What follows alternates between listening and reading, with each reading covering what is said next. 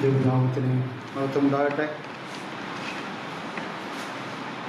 ഒരു പ്രാവശ്യം കൂടെ ദൈവവചനമായിട്ട് നിങ്ങളുടെ മുമ്പാകെ നിൽക്കുവാൻ സ്വർഗത്തിലെ ദൈവം ഒരവസരം കൂടെ ദാനമായിട്ട് നൽകി തന്നു. അതോർത്ത് ദൈവത്തെ സ്തുതിക്കുന്നു. വേദഭാഗങ്ങളൊക്കെ ഒന്ന് വായിച്ച് സഹായിക്കണം. നമുക്ക് വളരെ പ്രാർത്ഥനകളോട് ദൈവസന്നിധാനത്തിലായിരിക്കാം. യാക്കോബിൻ്റെ ലേഖനം 1-ാം അധ്യായം അതിൻ്റെ 6-ാമത്തെ വാക്യം. യാക്കോബിൻ്റെ ലേഖനം 1-ാം അധ്യായം അതിൻ്റെ 6-ാമത്തെ വാക്യം നമുക്കത് വായിക്കാം.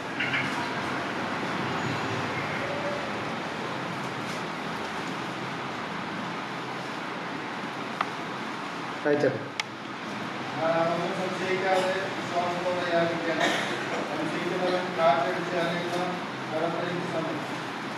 അത് വളരെ പരിചയമുള്ളതായ വേദഭാഗമാണ്. യാക്കോബ് അപ്പോസ്തലൻ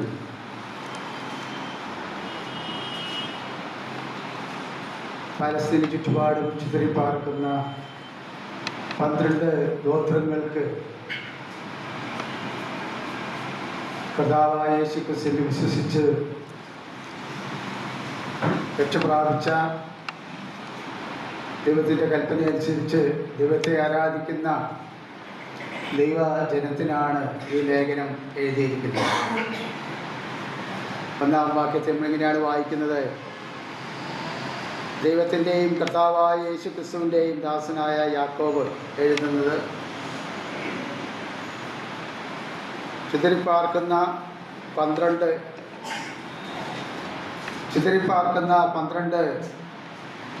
ഗോത്രങ്ങൾക്കും വന്ദനം. നമുക്കറിയാം, അപ്പോസ്തലനായ യാക്കോബ് കർത്താവായ യേശുക്രിസ്തുവിൻ്റെ സഹോദരനാണ്. എന്നാൽ യേശുക്രിസ്തുവിൻ്റെ ക്രൂശീകരണം വരെയുള്ളതായ സന്ദർഭങ്ങളിൽ വലിയവനായ ദൈവത്തെ മനസ്സിലാക്കുവാനോ ദൈവത്തെ അനുഗമിക്കുവാനോ യേശുക്രിസ്തുവിൻ്റെ കൽപ്പനകളും പ്രമാണങ്ങളും പിന്തുടരുവാനൊന്നും യാക്കോബിന് സാധിച്ചില്ല. പിന്നീട് 1-ാം നൂറ്റാണ്ടിൽ യെരുശലേമിലെ യഹൂദിയ ശമരിയ സ്ഥലങ്ങളിലൊക്കെ ദൈവസഭ രൂപപ്പെടുവാനായിട്ടിടയായി തീർന്നു. സഭാനോസിൻ്റെ മരണത്തോടുകൂടെ സഭ ചിതറപ്പെടുവാനും പല സ്ഥലങ്ങളിലേക്ക് ചിതറിപ്പോവാനും ഇടയായിത്തീർന്നു. എബ്രായ വിശ്വാസികളുള്ള ബന്ധത്തിലാണ് യാക്കോബ് ഈ ലേഖനം എഴുതുന്നത്. അപ്പോൾ തന്നെ കർത്താവായ യേശുക്രിസ്തുവിൽ വിശ്വസിച്ച് രക്ഷിക്കപ്പെട്ട് സ്നാനപ്പെട്ട് ദൈവത്തെ ആരാധിക്കുന്ന ലോകത്തിലുള്ളതായ സകല വിശുദ്ധന്മാരോടുള്ള ബന്ധത്തിലുമാണ് ഈ ലേഖനം എഴുതുന്നത്. ദൈവജനമാണെങ്കിലും മനുഷ്യൻ്റെ പല നിലയിലുള്ള സ്വഭാവ വിശേഷണങ്ങൾ യാക്കോബ് തൻ്റെ ലേഖനത്തിൽ പ്രതിപാദിച്ചിട്ടുണ്ട്. നമ്മുടെ ജീവിതത്തെ പരിശോധിക്കുവാനും നമ്മുടെ ഹൃദയത്തെ ഏകാഗ്രമാക്കി ദൈവത്തിൽ പൂർണ്ണമായിട്ട് ആശ്രയിക്കുവാനുമാണ് യാക്കോബ് ഈ ലേഖനം എഴുതുന്നത്.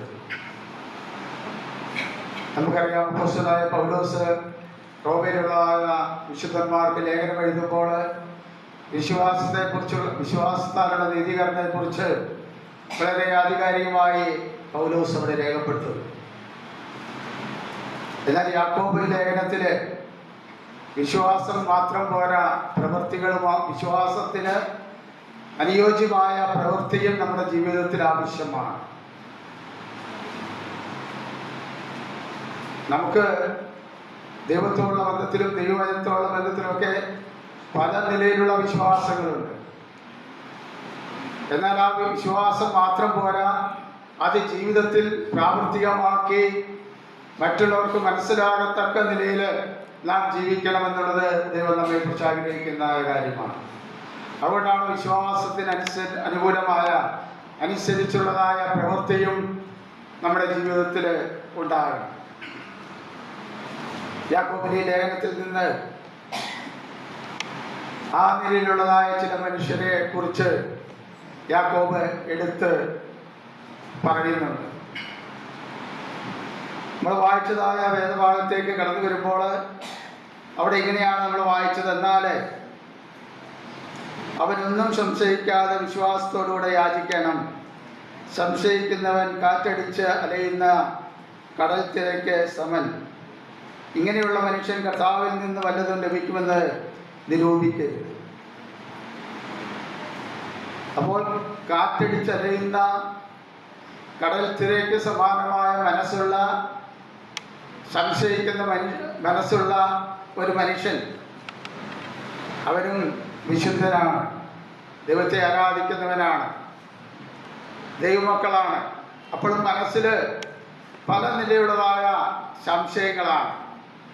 ദൈവത്തിൽ വിശ്വസിക്കുന്നുണ്ട്, എന്നാൽ എൻ്റെ പ്രാർത്ഥന ദൈവം കേൾക്കുമോ?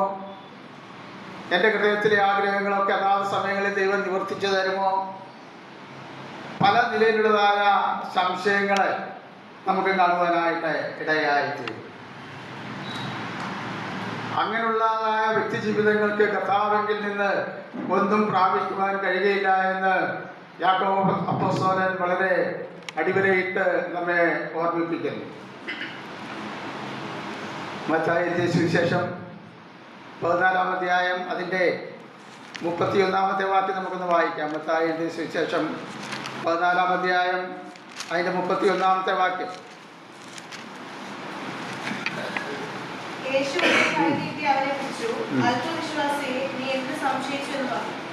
ഇന്ന് വളരെ പരിചയമുള്ളതായ വേദഭാഗമാണ്. കർത്താവായ യേശുക്രിസ്തുവിന്റെ പ്രസംഗം കേൾക്കുവാനും അവൻ ചെയ്യുന്ന അത്ഭുതങ്ങളും അടയാളങ്ങളും ചെയ്യുവാനായിട്ടും ചെയ്യുന്നത് കാണുവാനും ദൈവത്തെ മഹത്വപ്പെടുത്തുവാനും ഒക്കെ വലിയൊരു സമൂഹം കർത്താവിൻ്റെ പിന്നാലെയുണ്ട്. മരുഭൂമിയിലെ 3 ദിവസക്കാലം അവർ കർത്താവിനോട് കൂടെ ആയിരിക്കുകയാണ്. അവർക്ക് ആവശ്യമായ ഭക്ഷണമൊന്നുമില്ല. എന്നാൽ 5 അപ്പവും 2 മീനും കൊണ്ട് 5000 പേരെ പോഷിപ്പിച്ച് 12 കൊട്ട നിറച്ചെടുത്ത ശിഷ്യന്മാർക്ക് നൽകിയ കർത്താവിൻ്റെ അത്ഭുതങ്ങളൊക്കെ കണ്ട് മനസ്സിലാക്കിയതായ ശിഷ്യന്മാരോട് അക്കരയ്ക്ക് പോകുവാനായിട്ട് കർത്താവ് നിർബന്ധിക്കുകയാണ്. എന്നാൽ പടക് കടലിൽ പല ദൂരം മുന്നോട്ട് പോയി. അവിടെ കാറ്റും കോളും ഒക്കെ ഉണ്ടായി. ആ സമയത്ത് 4-ാം യാമത്തിൽ കർത്താവ് തൻ്റെ ശിഷ്യന്മാരുടെ അടുക്കലേക്ക് കടന്നു ചെല്ലുന്ന രംഗമാണ് നമുക്കിവിടെ കാണുവാനായിട്ട് ഇടയായി തീർന്നത്. മീതെ നടക്കുന്നതായ പത്രോസ് അവൻ മുങ്ങുന്നു. എന്നാൽ കൈനീട്ടി കർത്താവ് അവനെ പിടിക്കുകയാണ്. അതിനുശേഷം പറയാണ്, യേശു കൈനീട്ടി അവനെ പിടിച്ചു. അല്പവിശ്വാസിയെ നീ എന്തിനെ സംശയിച്ചു? ക്രിസ്തീയ ജീവിതത്തിൽ സംശയം എന്ന് പറയുന്നത് വളരെ പ്രതിസന്ധികളിലൂടെ നമ്മളെ കടത്തിവിടുന്ന ഒരു വസ്തുതയാണ്. മനുഷ്യ ഹൃദയത്തിൽ സംശയമുണ്ടായി കഴിഞ്ഞാൽ ഒരു നിലയിലും സമാധാനത്തോടെ കിടന്നിറങ്ങുവാനായിട്ട് സാധിക്കുകയില്ല. ഇവിടെ നമ്മൾ വായിച്ച വേദഭാഗത്ത് കാറ്റടിച്ച് ഇളകി മറിയുന്ന കടൽത്തിരയ്ക്ക് സമമാണ്. ആ നിലയിലാണ് നമ്മുടെ ഹൃദയമെങ്കിൽ സമാധാനത്തോടെ നമുക്ക് ഉറങ്ങുവാനായിട്ട് കഴിയുകയില്ല. എല്ലാ നിലയിലും സംശയമാണ്. 3.5 വർഷക്കാലം കർത്താവിൻ്റെ പിന്നാലെ നടന്ന് അത്ഭുതങ്ങളും അടയാളങ്ങളും കണ്ടതായ ശിഷ്യന്മാർക്ക് അവരുടെ ജീവിതത്തിൽ സംശയം മാറിയിട്ടില്ല. അങ്ങനെയാണെങ്കിൽ പുതിയ നിയമ വിശ്വാസികളായ നമ്മുടെ ജീവിതത്തിലും സംശയങ്ങൾ അനവധിയാണ്. ദൈവകൃപയില്ലാതെ ഒരിക്കലും നമുക്ക് ശാന്തമായ, സംശയമില്ലാത്ത, സ്വസ്ഥമായ ഒരു ജീവിതം നയിക്കുവാനായിട്ട് കഴിയുകയില്ല. അപ്പോസ്തലപ്രവൃത്തികളുടെ പുസ്തകം 10-ാം അധ്യായം അതിൻ്റെ 20-ാമത്തെ വാക്യം വായിച്ചാൽ, അപ്പോസ്തലപ്രവൃത്തി പുസ്തകം 10-ാം അധ്യായം അതിൻ്റെ 20-ാമത്തെ വാക്യം.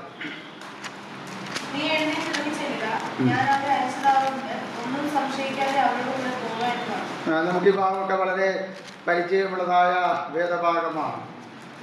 അവിടെ പത്രോസ് അപ്പോസ്തലൻ കണ്ടതായ ഒരു സ്വപ്നമൊക്കെ നമുക്ക് വായിക്കുവാനായിട്ട് ഇടയായിത്തീരും.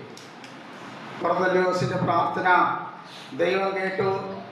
അതിന് മറുപടിയായിട്ട് പത്രോസിൻ്റെ അടുക്കിലേക്ക് ചില വ്യക്തികളെ അയക്കുന്നതും പത്രോസ് പ്രാർത്ഥിക്കുന്നതും പത്രോസിൻ്റെ സംശയങ്ങളൊക്കെ നമുക്ക് അവിടെ കാണുവാനായിട്ട് ഇടയായിത്തീരും.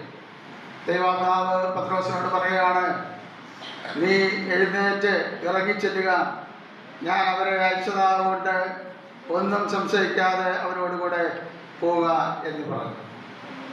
ആ ദൈവത്തിൻ്റെ പരിശുദ്ധാത്മാവ് പത്രോസിൽ വളരെ ശക്തമായിട്ട് പ്രവർത്തിക്കുന്നത് നമുക്ക് കാണുവാനായിട്ട് കഴിയും.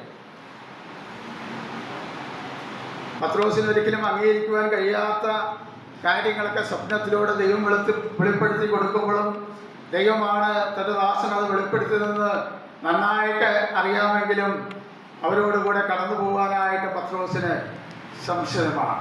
ദൈവം പറയുകയാണ്, ഞാനാണ് അവരെ അയച്ചത്, നീ അവരോടുകൂടെ പോകണം. വളരെ സംശയം എന്ന് പറഞ്ഞാൽ അത് നമ്മുടെ ഉറക്കം നഷ്ടപ്പെടും, ജീവിതത്തിൽ സമാധാനത്തോടെ മുന്നോട്ട് പോകാനായിട്ട് അനുവദിക്കുകയില്ല. എനിക്ക് നന്നായിട്ട് അറിയുന്നതായ ഒരു കുടുംബമുണ്ട്. ആ കുടുംബത്തിൽ 4 മക്കളുണ്ട്, ഒരു മകനും 3 പെൺമക്കളും. പിതാവിന് എപ്പോഴും സംശയമാണ്.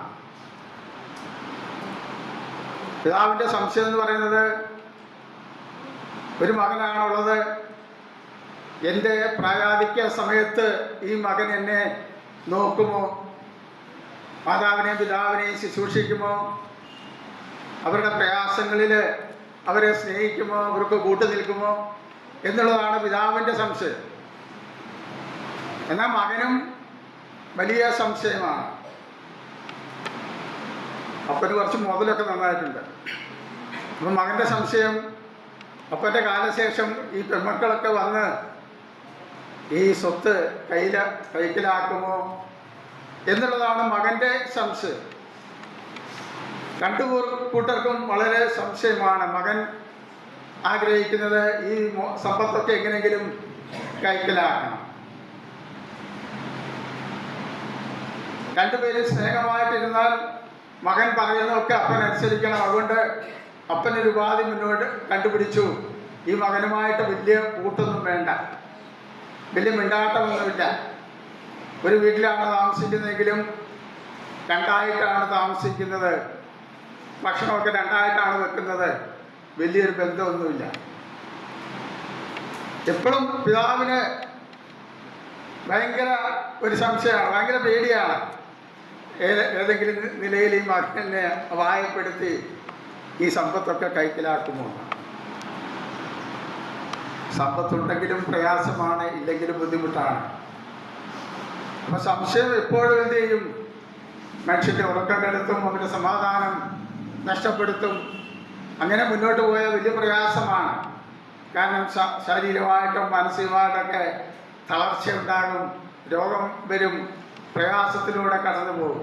ഇവിടെ യാക്കോബ് പറയുകയാണ്, ദൈവത്തിൻ്റെ മനുഷ്യനായിട്ടുള്ള അല്ലെങ്കിൽ വിശ്വാസിയായിട്ടുള്ള ദൈവഭക്തനായിരിക്കുന്ന ഒരു മനുഷ്യൻ്റെ ജീവിതത്തിൽ സംശയം ഉണ്ടാകുവാനായിട്ട് പാടില്ല. അവൻ്റെ വിശ്വാസം പ്രവൃത്തിക്ക് അനുയോജ്യമുള്ളതാക്കി തീർക്കണം. ദൈവത്തിൽ അവൻ വിശ്വസിക്കുന്നുവെങ്കിൽ പൂർണ്ണമായ ആശ്രയം ദൈവത്തിൽ ആയിരിക്കണം.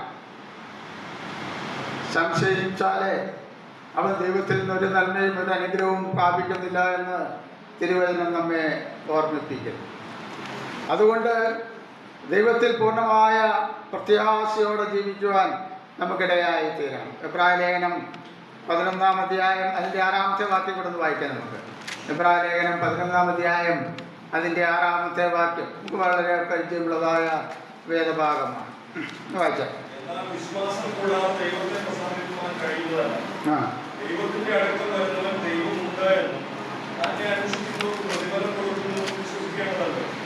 ഇവിടെ നമ്മൾ വായിച്ചു, വിശ്വാസം കൂടാതെ, എന്നാൽ വിശ്വാസം കൂടാതെ ദൈവത്തെ പ്രസാദിപ്പിക്കുവാൻ കഴിയുന്നതല്ല.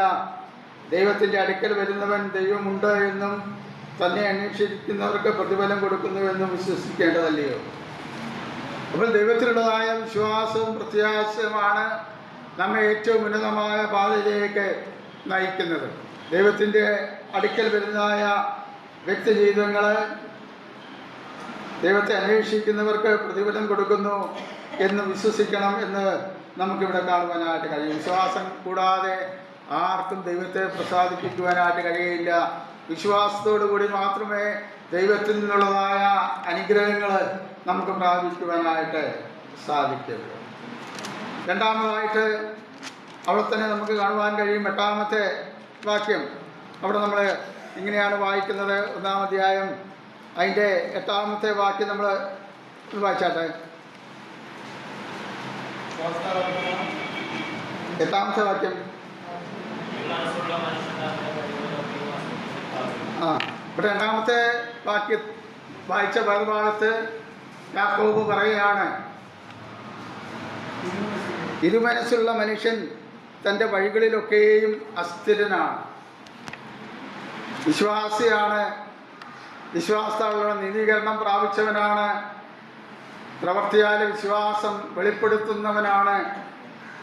എങ്കിലും രണ്ട് മനസ്സാണ്. ഇരുമനസ്സുള്ള മനുഷ്യന് ഒരിക്കലും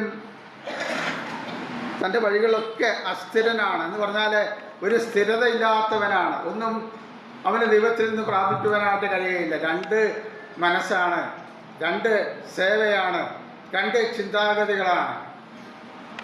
ദൈവമക്കളാകുന്ന നമ്മുടെ ജീവിതത്തിലും പലപ്പോഴും രണ്ട് ചിന്താഗതികൾ ഉണ്ട് എന്ന് നമുക്ക് മനസ്സിലാക്കുവാനായിട്ടിടയായിട്ട്.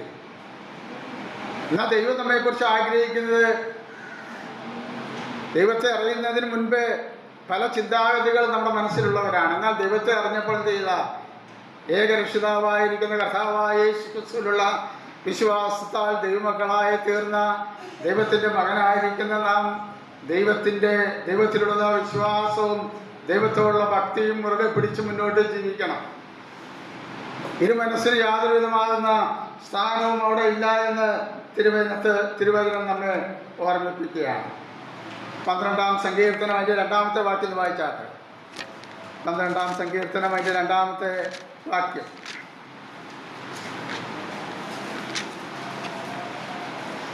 ഓരോരുത്തൻ താൻ്റെ കൂട്ടുകാരനോട് വ്യാജം സംസാരിക്കുന്നു, കപടമുള്ള അതിരത്തോടും ഇരുമനസ്സോടും കൂടെ അവർ സംസാരിക്കുന്നു. ദാവീദ് പറയാണ്, ഓരോരുത്തൻ തൻ്റെ കൂട്ടുകാരനോട് കപടം സംസാരിക്കുന്നു, കപടമുള്ള അതിരത്തോടും ഇരുമനസ്സോടും കൂടെ അവർ സംസാരിക്കുന്നു. യാഥാർത്ഥ്യങ്ങളെ തിരിച്ചറിയാത്ത ഒരു ജീവിത രീതി നമുക്ക് കാണുവാനായിട്ട് ഇടയായിത്തീരും. കപടം സംസാരിക്കുക, ഇരുമനസ്സോടുകൂടെ സംസാരിക്കുക. ജീവിതത്തിൽ നാം ദൈവത്തെ അറിയുന്നെങ്കിലും ദൈവത്തോടുള്ള ബന്ധത്തിൽ നമ്മുടെ ഹൃദയങ്ങളെ ശോധന ചെയ്യുന്ന, നമ്മുടെ ഹൃദയത്തെ അറിയുന്ന സ്വർഗത്തിലെ ദൈവം ഇരുമനസ്സോടുകൂടിയുള്ള പ്രവർത്തനങ്ങളെ വളരെയധികം വെറുക്കുന്നു എന്ന് തിരുവചനം നമ്മെ ഓർമ്മിപ്പിക്കുന്നു. 119-ാം സങ്കീർത്തനം അതിൻ്റെ 103-ാമത്തെ വാക്യം ഒന്ന് വായിച്ചാട്ടെ. 119-ാം സങ്കീർത്തനം അതിൻ്റെ 113-ാമത്തെ വാക്യം.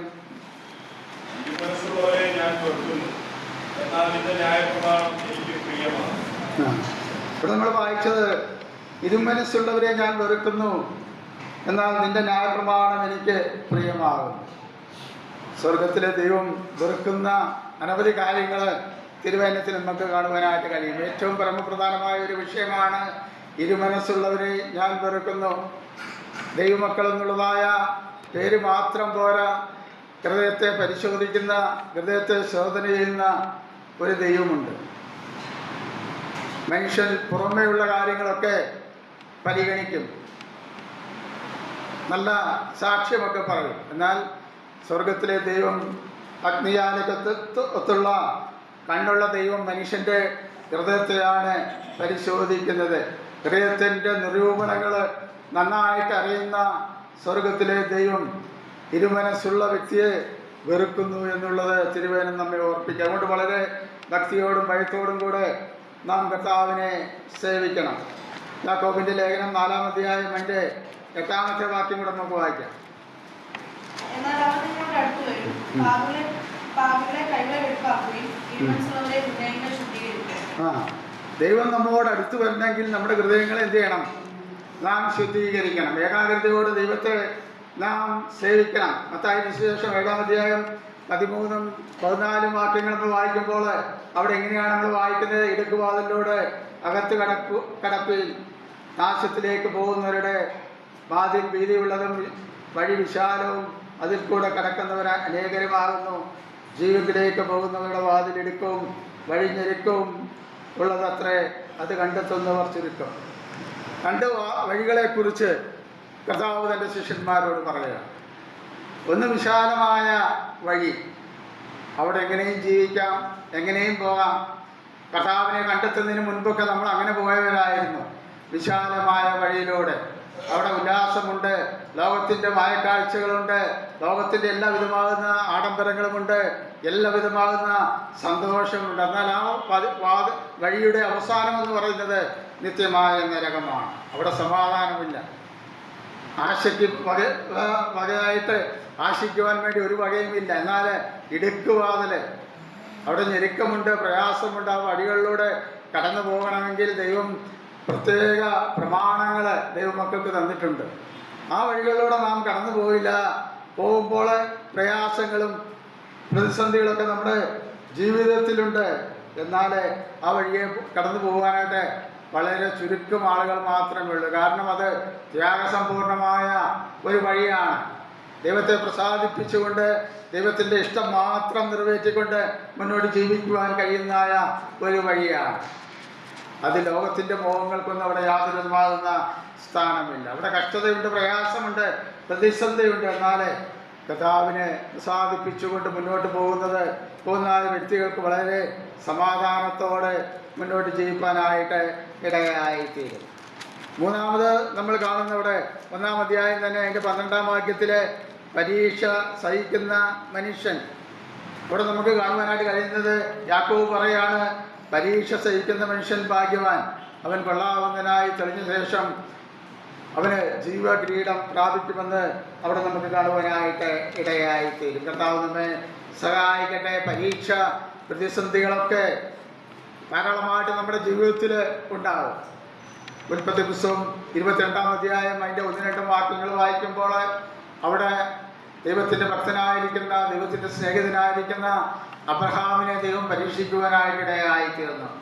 നമ്മൾ അവിടെ ഇങ്ങനെ വായിക്കുന്നത് എങ്ങനെയാണ്? അതിനുശേഷം ദൈവം അബ്രഹാമിനെ പരീക്ഷിച്ചത് എങ്ങനെയെന്നാൽ, അബ്രഹാമെ എന്ന് വിളിച്ചതിന് ഞാനിതാ എന്ന് അവൻ പറഞ്ഞു. അപ്പോൾ അവൻ, നിന്റെ മകനെ, നീ സ്നേഹിക്കുന്ന നിന്റെ ഏകജാതനായ പുത്രനെ ഞാൻ നിനക്ക് കാണിപ്പാനിരിക്കുന്ന സ്ഥലത്ത് കൊണ്ടുപോയിട്ട് എന്ത് ചെയ്യണം? ഹോമയാഗം കഴിക്കണം.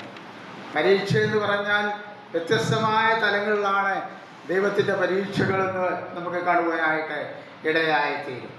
അബ്രഹാം കാര്യങ്ങളൊക്കെ ഒരുക്കി തൻ്റെ ദാസന്മാരുമായിട്ട് 3 ദിവസത്തെ വഴിദൂരം ചെന്ന് അവരോട് പറഞ്ഞു, നിങ്ങൾ ഇവിടെ ഇരിപ്പിൻ, നിങ്ങൾ കരുതിയുമായി ഇവിടെ ഇരിപ്പിൻ, ഞാനും ബാലനും പോയി ദൈവത്തെ ആരാധിച്ചു മടങ്ങി വരാം. അപ്പോൾ ദൈവത്തിൻ്റെ അരുളപ്പാടുകൾ പൂർണ്ണ മനസ്സോടെ അനുസരിക്കുവാനായിട്ട് തയ്യാറായ ഈ അബ്രഹാമിൻ്റെ ജീവിതത്തിൽ താൻ പറഞ്ഞതുപോലെ ദൈവത്തെ യാഗം കഴിച്ച് ദൈവത്തിൻ്റെ അനുഗ്രഹങ്ങളൊക്കെ വാങ്ങി മടങ്ങി വന്ന് ബാലിക്കരമായി തൻ്റെ ഭരണത്തിലേക്ക് പോകുന്ന അബ്രഹാമിനെ നമുക്ക് കാണുവാനായിട്ട് കഴിയും. പരീക്ഷ വ്യത്യസ്തങ്ങളായിട്ട് നമ്മുടെ ജീവിതത്തിൽ ഉണ്ടാകും.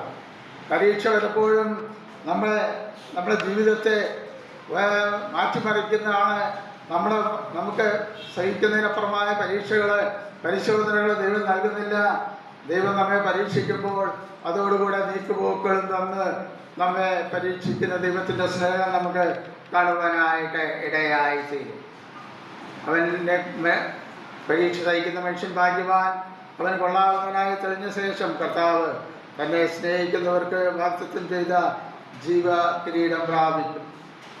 പിന്നീട് നമുക്ക് കൂടുതൽ വിശദീകരിക്കുവാനായിട്ട് ആഗ്രഹിക്കുന്നത് ദൈവത്തിൻ്റെ ഇഷ്ടമാണ്. ദൈവത്തെ സ്നേഹിച്ച് ദൈവത്തിൻ്റെ കൽപ്പനകൾ പ്രമാണിക്കുന്നവർക്ക് 1000 തലമുറ വരെ ദയ കാണിക്കുന്ന ദൈവം. ഇസ്രായേലിനോടുള്ള ബന്ധത്തിൽ വിവിധ നിലകളിൽ അവരെ ദൈവം പരിശോധിച്ചു. അപ്പം തന്നെ ദൈവത്തിൻ്റെ കൽപ്പനകൾ അനുസരിച്ച് ദൈവത്തോട് ഏകാഗ്ര ഹൃദയത്തോടുകൂടെ പ്രവർത്തിക്കുന്ന വ്യക്തിയെ സംബന്ധിച്ച് 1000 തലമുറ വരെ ദയ കാണിക്കുന്ന സ്വർഗത്തിലെ ദൈവത്തിൻ്റെ കൽപ്പനകൾക്കൊന്നും യാതൊരു മാറ്റവും നമുക്ക് കാണുവാനായിട്ട് ഇടയായി തീരുന്നില്ല.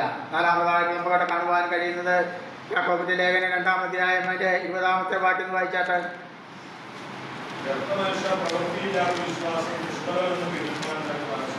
ഇവിടെ 4-ാമതായിട്ട് നമുക്ക് കാണുന്നത് വ്യർത്ഥ മനുഷ്യൻ.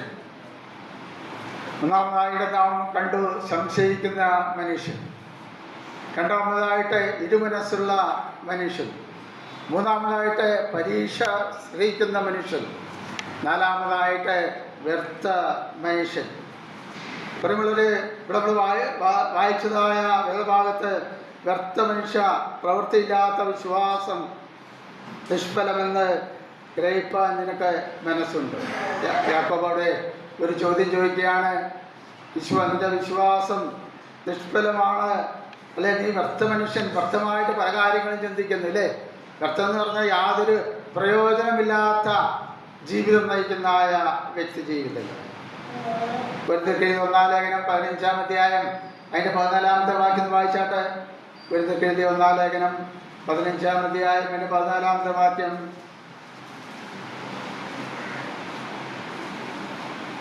അവിടെ നമ്മളിങ്ങനെ വായിക്കുന്നു, ക്രിസ്തു ഉയർത്തെഴുന്നേറ്റിട്ടില്ല എങ്കിൽ ഞങ്ങളുടെ പ്രസംഗം വ്യർത്ഥം, നിങ്ങളുടെ വിശ്വാസവും വ്യർത്ഥം. കർത്താവായ യേശു ക്രിസ്തു കാൽവരി ക്രൂശിൽ മനുഷ്യവർഗത്തിൻ്റെ പാപത്തിന് പരിഹാരമായി മരിച്ചു, അടക്കപ്പെട്ട് 3-ാം ദിവസം ഉയർത്തെഴുന്നേറ്റു. അങ്ങനെ ഉയർത്തെഴുന്നേറ്റില്ല എങ്കിൽ അപ്പോസ്തലന്മാർ പറയുകയാണ് ഞങ്ങളുടെ പ്രസംഗം വ്യർത്ഥമാണ്, അതുപോലെ തന്നെ നിങ്ങളുടെ വിശ്വാസവും വ്യർത്ഥം. നമ്മുടെ വിശ്വാസം വ്യർത്ഥമല്ല. നമ്മുടെ കർത്താവായ യേശു ക്രിസ്തു അവൻ എന്ത് കൽപ്പിച്ചു, എന്തിനു വേണ്ടി ലോകത്തിലേക്ക് കടന്നു വന്നു, അത് പൂർണ്ണമായി നിറവേറ്റിയ വ്യക്തിത്വമാണ് നമ്മുടെ കർത്താവായ യേശു ക്രിസ്തു. 5-ാമതായിട്ട് 5-ാം അധ്യായം അതിൻ്റെ 17-ാമത്തെ വാക്യം നമ്മൾ എങ്ങനെയാണ് വായിക്കുന്നത്? യാക്കോബിന്റെ ലേഖനം 5-ാം അധ്യായം അതിൻ്റെ 17-ാം വാക്യം ഇങ്ങനെ വായിക്കുന്നു. ഏലിയാവ് നമുക്ക് സമസ്വഭാവമുള്ള മനുഷ്യനായിരുന്നു. മഴ പെയ്യാതിരിക്കേണ്ടതിന് അവൻ പ്രാർത്ഥനയിൽ അപേക്ഷിച്ചു. 3 സംവത്സരവും 6 മാസവും ദേശത്ത് മഴ പെയ്തു. രാജാക്കന്മാരുടെ 1-ാം പുസ്തകം 17, 18, 19 അധ്യായങ്ങളിലെ ദാവീദ് ഈ ഏലിയാവിൻ്റെ അത്ഭുതമാകുന്ന പ്രവൃത്തികൾ നമുക്ക് കാണുവാനായിട്ട് ഇടയായിത്തീരും. ദൈവം തൻ്റെ ജനമായിരിക്കുന്ന ഇസ്രായേലിനോട് ലേവ്യ പുസ്തകത്തിലും ആവർത്തന പുസ്തകമൊക്കെ നമ്മൾ വായിക്കുമ്പോൾ അവിടെ വ്യക്തമായിട്ട് ആ ദൈവത്തിൻ്റെ കൽപ്പനകൾ അനുസരിക്കാതിരുന്നാൽ ദേശത്ത് ഇരുമ്പാർക്കും, മഴ പെയ്യാതെ ഇരിക്കും, നിങ്ങൾ ദേശത്ത് ഭക്ഷ്യ വസ്തുക്കളില്ലാതെ നശിക്കും എന്നൊക്കെ പല പ്രാവശ്യം ദൈവം അവരോട് ദൈവത്തിൻ്റെ ദാസനായിരിക്കുന്ന മോശയിലൂടെ ദൈവം അവരോട് ഏർപ്പെടുവാനായിട്ട് ഇടയായിത്തീരും. എന്നാൽ രാജാക്കന്മാരുടെ പുസ്തകത്തിലേക്ക് കടന്നു വരുമ്പോൾ അവിടെ 3 വർഷക്കാലം ദൈവത്തിൻ്റെ ദാസനായിരിക്കുന്ന ഏലിയാവ് മഴയെ ശാസിക്കുന്നത് നമുക്ക് കാണുവാനായിട്ട് ഇടയായിത്തീരും. 16-ാം അധ്യായമൊക്കെ നമ്മൾ വായിക്കുമ്പോൾ ആ ഇസ്രായേലിൻ്റെ രാജഭരണത്തിൽ 7 തലമുറകൾ ദൈവത്തോട് മത്സരിച്ചുകൊണ്ടും ദൈവത്തെ അനുസരിക്കാതെയും ദൈവത്തിന് യാതൊരു വിധമാകുന്ന സ്ഥാനവും നൽകാതെ, ദൈവത്തിൻ്റെ കൽപ്പനയ്ക്ക് യാതൊരു നിലയുള്ളതായ പ്രാധാന്യവും നൽകാതെ ദൈവത്തോട് മത്സരിച്ചു. അവരുടെ ദേവനായിരിക്കുന്ന ബാലിനെ ആരാധിച്ചു.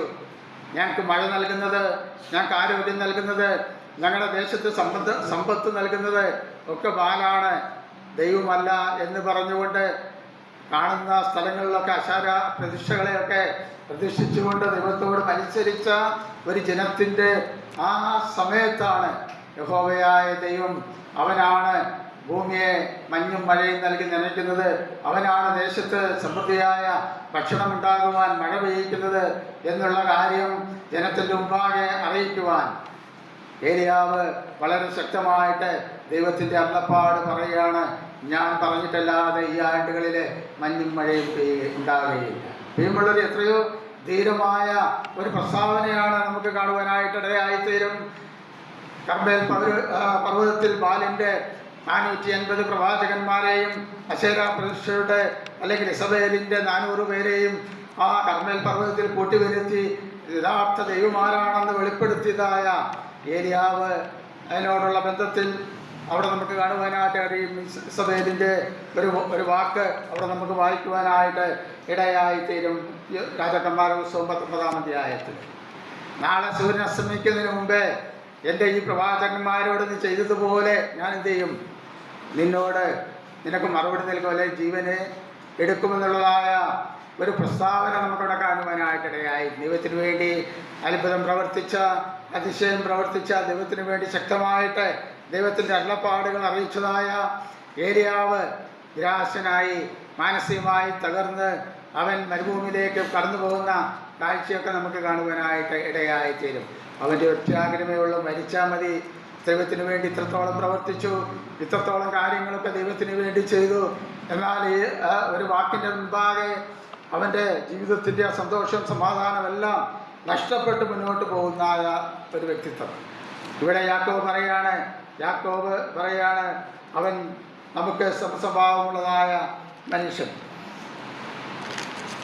പ്രിയമുള്ളവരെ, ഈ ഉച്ചയായ സമയത്ത് നാം ദൈവവചനത്തിന് മുമ്പാകെ ഇരിക്കുമ്പോൾ തൻ്റെ ഭക്തന്മാരുടെ വലിയ ശ്രദ്ധയോടുകൂടെ പ്രാർത്ഥന വളരെ ഫലിക്കുന്നുവെന്ന് യാക്കോബ് രേഖപ്പെടുത്തിയതിന് ശേഷം 17-ാം വാക്യത്തിൽ യാക്കോബ് പറയുന്നതായ വസ്തുതയാണ്, ഏലിയാവ് നമുക്ക് സ്വഭാവമുള്ള മനുഷ്യനായിരുന്നു. മഴ പെയ്യാതിരിക്കേണ്ടതിന് അവൻ പ്രാർത്ഥനയിൽ അപേക്ഷിച്ചു. 3 സംവത്സരവും 6 മാസവും ദേശത്ത് മഴ പെയ്തു. നമ്മോട് സ്വഭാവമുള്ളതായ മനുഷ്യനായിരുന്നു യാക്കോബ്. പരമ്പരന്ന് പോൽക്കാലം ദൈവത്തിന് പരിശുദ്ധാത്മാവ് നമ്മോട് സംസാരിക്കുന്ന, അല്ലെങ്കിൽ നമ്മോട് ആഹ്വാനം ചെയ്യുന്നതായ കാര്യം,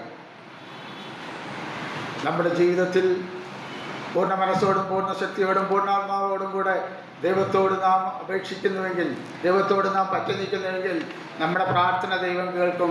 നമ്മുടെ പ്രാർത്ഥനയ്ക്കും നമ്മുടെ പ്രവൃത്തികൾക്കും മറുപടി നൽകുന്ന ഒരു ദൈവമാണ് സ്വർഗത്തിലെ ദൈവം. ദൈവത്തിൻ്റെ ആഗ്രഹം എന്ന് പറയുന്നത് ദൈവം തന്ന കൽപ്പനകളെ പൂർണ്ണമായിട്ട് അനുസരിക്കുക, ദൈവത്തോട് പറ്റിച്ചേർന്ന് നിൽക്കുക, ദൈവത്തിന് വേണ്ടി നാം ജീവിക്കുക. കാരണം സ്വർഗത്തിലെ ദൈവം തൻ്റെ ജീവൻ നൽകി നമ്മെ വീണ്ടെടുത്തു. നാം ചിന്തിച്ചതായ കാര്യങ്ങളെ നാം സംശയിക്കുന്ന മനുഷ്യരായി തീരരുത്. നാം ദൈവത്തെ സ്നേഹിക്കുമ്പോഴും ദൈവത്തെ ആരാധിക്കുമ്പോഴും സംശയം നമ്മുടെ ജീവിതത്തിലുണ്ടാകാതെ ദൈവത്തോട് പറ്റി നിൽക്കുക. നാം മനസ്സുള്ള വ്യക്തി ജീവിതങ്ങളാകരുത്. കർത്താവിൽ ഏകാഗ്രതയോടെ കർത്താവിനെ സേവിക്കുക. നാം നമ്മുടെ ജീവിതത്തിലുണ്ടാകുന്ന പരീക്ഷകൾ കർത്താവിന് വേണ്ടി സഹിക്കുവാനും ജീവിക്കുവാനും ദൈവനാമം ഞങ്ങളിലൂടെ മഹത്വമെടുക്കുവാനും ഇടയായി തീരണം. നാം ഒത്ത മനുഷ്യരാകരുത്. വൃഥാവായിട്ട് ഒരു കാര്യങ്ങളിൽ ഏർപ്പെടുവാനായിട്ട് ദൈവം നമ്മെ കുറിച്ച് ആഗ്രഹിക്കുന്നില്ല. നാം ഏലിയാവിനെ പോലെ ഒരേ സ്വഭാവമുള്ള മനുഷ്യരാണ്. പ്രിയമുള്ളവരെ, നമുക്ക് ദൈവത്തിൽ നിന്ന് അത്ഭുതങ്ങൾ പ്രാപിക്കാനായിട്ടിടയായിത്തീരും. അപ്പോൾ ദൈവത്തോട് പറ്റിച്ചേർന്ന് നിൽക്കുക, ദൈവത്തിൻ്റെ കൽപ്പനകൾ അനുസരിക്കുക, ദൈവത്തിന് വേണ്ടി ജീവിക്കുക. ഏത് ചുറ്റുപാടുകളിലും സാഹചര്യങ്ങളിലും ദൈവം നമ്മെ നടത്തുന്ന എല്ലാ വഴികളിലും ദൈവത്തിന് വേണ്ടി നാം നിൽക്കുക. അങ്ങനെ നാം നിന്നാൽ ദൈവം നമ്മളെ അനുഗ്രഹിക്കും. അവൻ നമ്മെ ഉയർത്തും. തക്ക സമയത്ത് അവൻ ഉയർത്തും. നമ്മുടെ ചിന്താഗതികളല്ല ദൈവത്തിൻ്റെ ചിന്താഗതികളെ, നമ്മുടെ താല്പര്യങ്ങളല്ല, നമ്മുടെ ആഗ്രഹങ്ങളല്ല, നമ്മുടെ എല്ലാ കാര്യങ്ങളും ദൈവത്തിൽ സമർപ്പിച്ചാൽ എല്ലാ കാര്യങ്ങളും അതിൻ്റേതായ സമയങ്ങളിൽ ഉയർത്തുന്ന അനുഗ്രഹങ്ങളും നന്മകളും നൽകുന്ന ഒരു ദൈവത്തെയാണ് നാം ആരാധിക്കുന്നത്. പ്രിയമുള്ള രാവിയാൽ കർത്താവ് നമ്മെ സഹായിക്കട്ടെ. വരുന്ന ദിവസങ്ങളിൽ കർത്താവിനോട് പറ്റിച്ചേർന്ന് മുന്നോട്ട് ജയിപ്പാൻ ഈ ചെറിയ ചിന്തകൾ മുഖാന്തരം ദൈവം നമ്മെ സഹായിക്കട്ടെ. ദൈവനാമം ബോധപ്പെടുമാറാകട്ടെ.